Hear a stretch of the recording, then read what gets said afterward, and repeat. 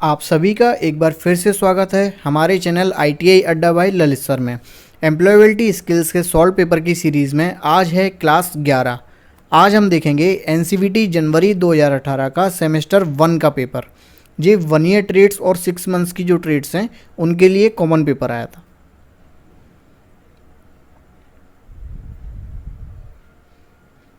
Question number 1, she was so shy, that to refuse, as to refuse, as refusing, for refusing. तो इसका answer क्या होगा? As to refuse. मतलब वो सभी जो इनविटेशन उसको जो भी आते हैं उन सबको रिफ्यूज़ कर देती है क्योंकि वो बहुत शर्मीली है। Can't always be the best. तो इसका क्या आंसर होगा? 1 can't always be the best. मतलब एक ही आदमी हमेशा बेस्ट नहीं रह सकता, एक ही आदमी हमेशा बेस्ट नहीं रह सकता। The is an exclamation mark. तो एक्सक्लेमेशन मार्क क्या होता है? वो होता है बी। ये होता है क्वेश्चन मार्क, ये होता है एक्सक्लेमेशन मार्क, ये होता है सेमी कॉलन और ये होता है एट द रेट। तो इसका आंसर क्या होगा? इसका आंसर होगा b. A may be defined as the name of a person, place और थिंग। तो आपने सबने ये डेफिनेशन सुनी होगी। ये किसकी डेफिनेशन है? नाउन की। Noun is in person, noun is the name of a person, place और थिंग। ये किसकी डेफिनेशन है? नाउन की। Question number 5, most of our day to day reading is done. जो हमारे मोस्ट ऑफ द पूरे दिन की जो रीडिंग होती है वो किस तरीके से होती है? साइलेंटली। हम कैसे करते हैं? मोस्ट ऑफ द डे तो हम कैसे बात करते हैं, कैसे रीडिंग करते हैं? साइलेंटली करते हैं, शांत होके करते हैं। A is a word which connects words, phrases, clauses और सेंटेंस। तो ऐसी क्या चीज़ है जो क्या करती है? वर्ड्स को जोड़ती है आपस में। तो ऐसी कौन सी चीज़ है? वो है कंजंक्शन। कंजंक्शन क्या होते हैं? जो वर्ड्स को जोड़ते हैं।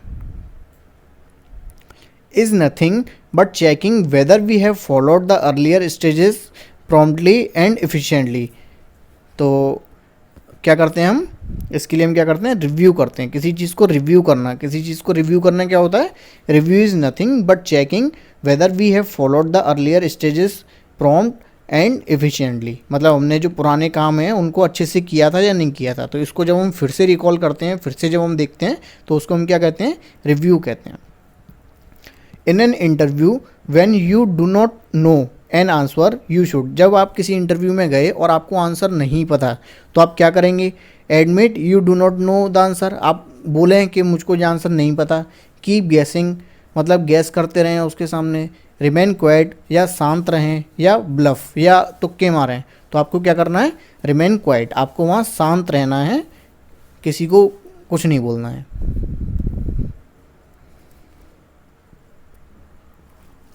क्वेश्चन नंबर 9, एनी डाटा और instruction entered into the memory of a computer is considered as.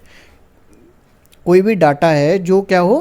Computer की मेमोरी में हम रखें, कंप्यूटर की मेमोरी में ले जाके स्टोर करें, तो वो क्या चीज़ होती है? वो एक तरह से इनपुट होता है। वो एक तरीके से क्या होता है? इनपुट होता है। An error is also known as. तो कंप्यूटर की भाषा में अगर कोई एरर आ जाए तो उस कंप्यूटर की भाषा में उसको क्या कहते हैं? बग कहते हैं, बग। और इस बग को ठीक करना, किसी एरर को ठीक करना, उसको हम क्या कहते हैं? डिबग। उसको हम क्या कहते हैं? डिबग करना। ठीक है। कर्सर क्या होता है? जो आपका माउस होता है, उस माउस का एक पॉइंटर आता है जो स्क्रीन पर, उसको हम बोलते हैं कर्सर, है ना। और आइकॉन क्या होता है? आप जानते ही हैं। कोई भी फाइल है उसका अगर फोल्डर है तो उस फोल्डर का एक पर्टिकुलर आइकॉन होता है ना, जिसमें काफ़ी सारी फाइल्स होती हैं उसके अंदर, फोल्डर के अंदर। तो हर फोल्डर का एक आइकॉन होता है। Question number 11, Microsoft window is a. तो आपको पता है कि जो माइक्रोसॉफ्ट विंडो है वो क्या है? एक तरह का ऑपरेटिंग सिस्टम है। Is an operating system. Question number 12, to view headers and footers you must switch to. मतलब अगर आप हेडर्स और फुटर्स जो हैं उनको आप देखना चाहते हो तो आपको क्या करना होगा? नॉर्मल व्यू नहीं, नॉर्मल व्यू में हेडर और फुटर जो है नहीं दिखते। प्रिंट लेआउट, हाँ प्रिंट लेआउट आप देख सकते हो। तो जब आप प्रिंट लेआउट देखोगे तो वहाँ आपको हेडर और फुटर दोनों दिखेंगे। प्रिंट प्रीव्यू मोड, हाँ उसमें भी दिखेंगे। तो इसका आंसर क्या होगा? Both B and C, both B and सी।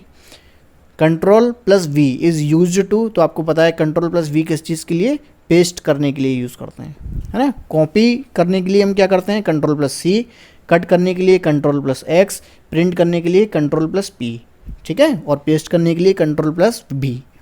तो इसका आंसर होगा सी।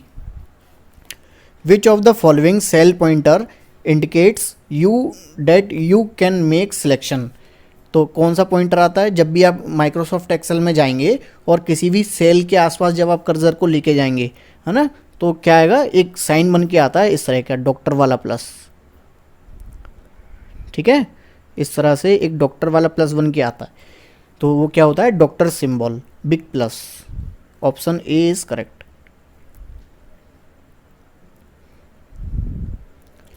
Question number 15, www stands for, आसान क्वेश्चन है, बार बार पूछते हैं इसको। तो www किस लिए होता है, world wide web, world wide web. Which one is not a search engine, इसमें से सर्च इंजन कौन सा नहीं है, तो गूगल है, हाँ है, बिंग है, हाँ बिंग भी है, याहू है, हाँ याहू भी है। मिंत्रा क्या है, मिंत्रा सर्च इंजन नहीं है, मिंत्रा एक वेबसाइट है जो कमर्शियल वेबसाइट है, जो क्लॉथिंग्स में और इन सब में सेल करने के लिए यूज़ की जाती है। Communication includes tone of voice, body language, expression, etc।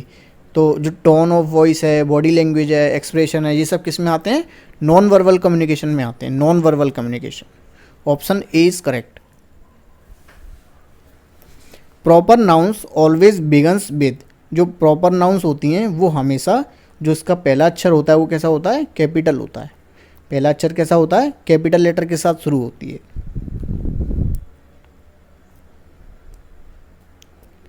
Question number 19, a noun that denotes neither a male nor female is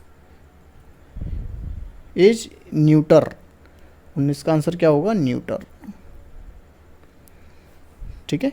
is a aggressive behaviour and will most likely bring a negative response from the speaker. तो इसको हम क्या बोलेंगे, इसको बोलेंगे interrupting. जब आप speaker को बार बार इंटरप्ट करेंगे तो वो क्या होगा, एक तरह से एग्रेसिव बिहेवियर फील, वहाँ से एग्रेसिव बिहेवियर आएगा। और मोस्ट लाइकली क्या होगा, जब आप एग्रेसिव बोलेंगे, एग्रेसिव करेंगे किसी को, तो वो क्या होगा, एक नेगेटिव रिस्पॉन्स आएगा स्पीकर की तरफ से, क्या होगा, एक नेगेटिव रिस्पॉन्स आएगा। The language of the report should be, जब भी हम रिपोर्ट बनाएं तो उसकी जो लैंग्वेज हो वो कैसी हो, वो फॉर्मल लैंग्वेज हो, है ना, फॉर्मल लैंग्वेज होनी चाहिए। फॉर्मल लैंग्वेज में हम लिखते हैं, फॉर्मेलिटी नहीं होनी चाहिए, कैजुअल नहीं होना चाहिए, लूज नहीं होना चाहिए, तो कैसे होना चाहिए, formal. Is a person who notices and decodes and attach some meaning to message. तो वो कौन होता है, वो होता है रिसीवर। रिसीवर क्या करता है, receiver is the person who notices and डिकोड्स। देखो, जब एनकोड करना, किसी चीज़ को एनकोड कौन करता है, सेंडर क्या करता है, एनकोड करता है, और रिसीवर क्या करता है, उसको डिकोड करता है, उसको डिकोड करता है।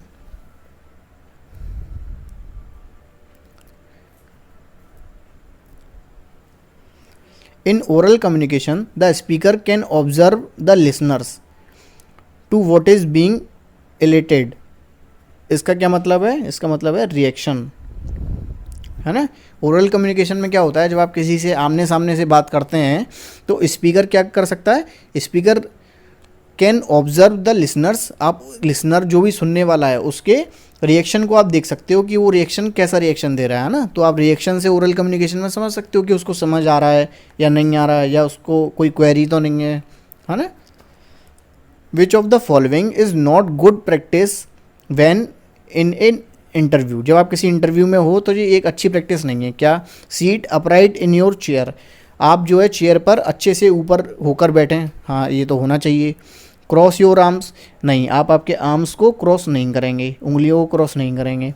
स्पीक इन वेरी टोन्स, हाँ जो है आप वेरी टोन्स में स्पीक करें, और स्माइल करें, हाँ आप आपका फेस जो है हमेशा स्माइली रखें जब भी इंटरव्यू देने के लिए जाएँ। तो इसका आंसर क्या होगा, cross your arms. One of the major consequences of high self esteem, self esteem मतलब आत्मसम्मान। तो one of the major consequences of high self esteem, जो आत्मसम्मान है उसके लिए एक हायर चीज़ क्या है, मेंटल हेल्थ, हाँ इंक्रीज अपसेंटीज। तो इसका आंसर क्या होगा, गुड मेंटल हेल्थ। है ना। जब आप क्या करें, खुद पर ही काम करें, एक अपने आत्मबल को बढ़ाएं। सेल्फ स्टीम का मतलब होता है आत्मसम्मान बढ़ाना, आत्मबल बढ़ाना, अपने अंदर ही अंदर खुद को मजबूत करना। तो इससे क्या होगा, आपकी मेंटल हेल्थ जो है वो, जो मानसिक शक्ति है आपकी, वो अच्छी हो जाएगी, गुड मेंटल हेल्थ हो जाएगी। अगर आपने अभी तक हमारे चैनल को सब्सक्राइब नहीं किया है तो हमारे चैनल को सब्सक्राइब कर दें, इस वीडियो को लाइक कर दें, अपने दोस्तों के साथ शेयर कर दें। Stay home, stay safe, thank you.